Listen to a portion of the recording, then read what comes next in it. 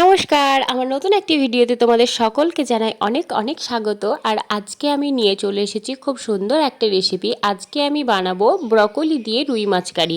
তার জন্য আমি প্রথমে দেখো ব্রকলিগুলোকে ভালো করে একটু ভাপিয়ে নেব। আমি ওভেনে বসিয়ে দিয়েছি, মানে একটা পাত্র বসিয়ে দিয়েছি, আর তার মধ্যে দিয়ে দিয়েছি জলটাতে আমি সামান্য নুন দিয়ে দিলাম। এবার ব্রকলিগুলো এর মধ্যে দিয়ে দিচ্ছি এবং হালকা করে কিন্তু এটাকে ভাপিয়ে নেব। অনেকে বলে থাকো যে ব্রকলি কাঁচা কাঁচা গন্ধ লাগে বা ভালো লাগে না, সেক্ষেত্রে তাদেরকে বলবো যে যদি ব্রকলিটা এইভাবে ভাপিয়ে নেওয়া যায় সেক্ষেত্রে কিন্তু আর ওই কাঁচা কাঁচা যে গন্ধটা সেটা কিন্তু আর থাকবে না। তো সেক্ষেত্রে ব্রকলি রান্নার ক্ষেত্রে তোমরা কিন্তু এইভাবে 2 মিনিট 3 মিনিট ভাপিয়ে নিতে পারো। আমি 3-4 মিনিট মতন ফুটিয়ে নিয়েছি, এবার এটাকে রেখে দেবো। আর ব্রকলিটা এবার জল ঝরিয়ে ভালো করে শুকনো অবস্থায় রেখে দেবো। আর ততক্ষণে আমি ওভেনে কড়াই বসিয়ে দিয়েছি, আর কড়াইতে দিয়ে দিলাম সর্ষের তেল। এবার রুই মাছগুলোকে ভেজে নেব ভালো করে। রুই মাছগুলো আমি নুন হলুদ মাখিয়ে রেখে দিয়েছিলাম, মানে ভালো করে ধুয়ে পরিষ্কার করে তারপরে নুন হলুদ মাখিয়ে রেখে দিয়েছি।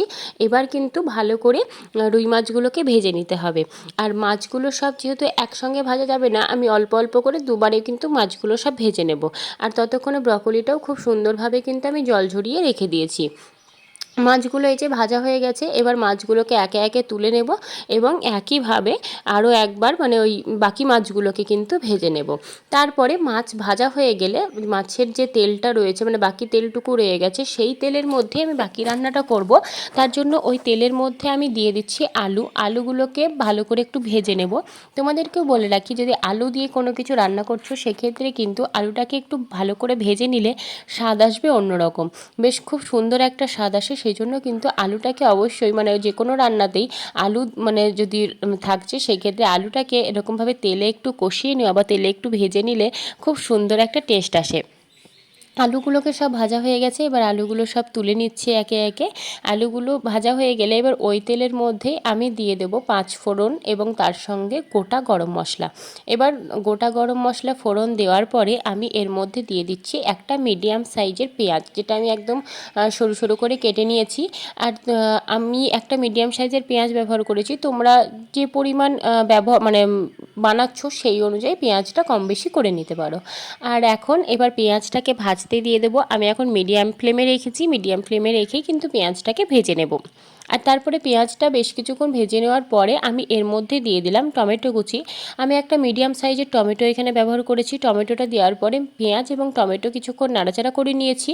আর তারপরে এবার একে একে এর মধ্যে দিয়ে দেবো মশলা। মশলাতে প্রথমে আমি বাটা মশলাটা দিয়েছি, আদা এবং রসুন বাটা, এবং তার সঙ্গে কাঁচা লঙ্কা ছিল। আমি সেই পেস্টটা প্রথমে দিয়ে দিলাম এবং আদা রসুন বাটাটা দেওয়ার পরে কিন্তু ভালোভাবে মশলাটাকে কষিয়ে নিচ্ছি। কিছুক্ষণ আদা রসুন বাটা দেওয়ার পরে কিছুক্ষণ কষিয়ে নেওয়ার পরে একে একে গুঁড়ো মশলাগুলোও কিন্তু ধীরে ধীরে দিয়ে দেবো। ঠিক আছে, আমি প্রথমে দিচ্ছি হলুদ গুঁড়ো, তার সঙ্গে জিরে এবং ধনে গুঁড়ো। এবার ভালো করে আরও একবার মশলাটাকে কষিয়ে নেব এবং মশলাটা থেকে যতক্ষণ তেল না ছেড়ে দেবে ততক্ষণ কিন্তু মশলাটা কষিয়ে দেবো। এবং মশলাটা আমি এখন মিডিয়াম ফ্লেমেই কিন্তু কষিয়ে নিচ্ছি। 2-4 মিনিট মতন কষিয়ে নেওয়ার পরে আমি এর মধ্যে দিয়ে দিলাম কাশ্মীরি লঙ্কার গুঁড়ো। খুব বেশি পরিমাণ দিইনি, হাফ চামচ পরিমাণ দিলাম কাশ্মীরি লঙ্কার গুঁড়ো। আর শুধুমাত্র নুনটা দিতে বাকি থাকলো। আর মশলাটা এবার কষানো মোটামুটি কিন্তু হয়েই এসেছে। এবার আমি নুনটা দিয়ে দিচ্ছি এর মধ্যে। নুনটা দেওয়ার পরে আরও 2 মিনিট মশলাটাকে কষিয়ে নেব।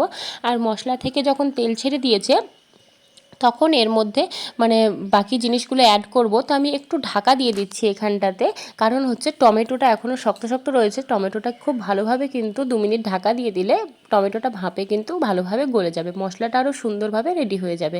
তো মশলা একদম পুরো রেডি, মানে কষানো রেডি হয়ে গেছে। এবার এর মধ্যে আমি যে ব্রকলিগুলো মানে ভাপিয়ে রেখেছিলাম সেই ব্রকলিগুলো একে একে আমি মানে দিয়ে দেবো এর মধ্যে আর কি।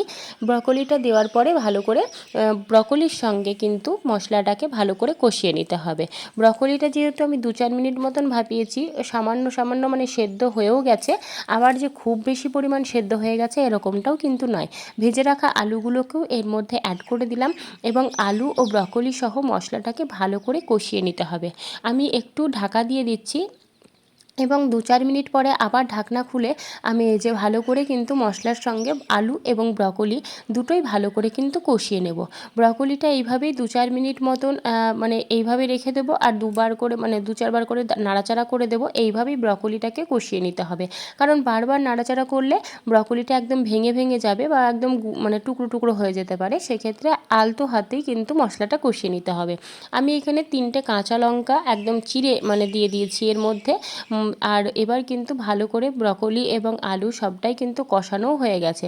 আলু মোটামুটি সেদ্ধ হয়ে আছে, আর ব্রকলিও তাই। এবার সেই ক্ষেত্রে আমি এখানে জল দিয়ে দিচ্ছি, সামান্য পরিমাণ জল দিচ্ছি, খুব বেশি পরিমাণ ঝোল এখানে করব না আমি, সেজন্য। আর জল যেটা দিলাম সেটা ওই মানে সামান্য গরম করে নিয়েছি আমি, গরম জলটা এখানে দিলাম।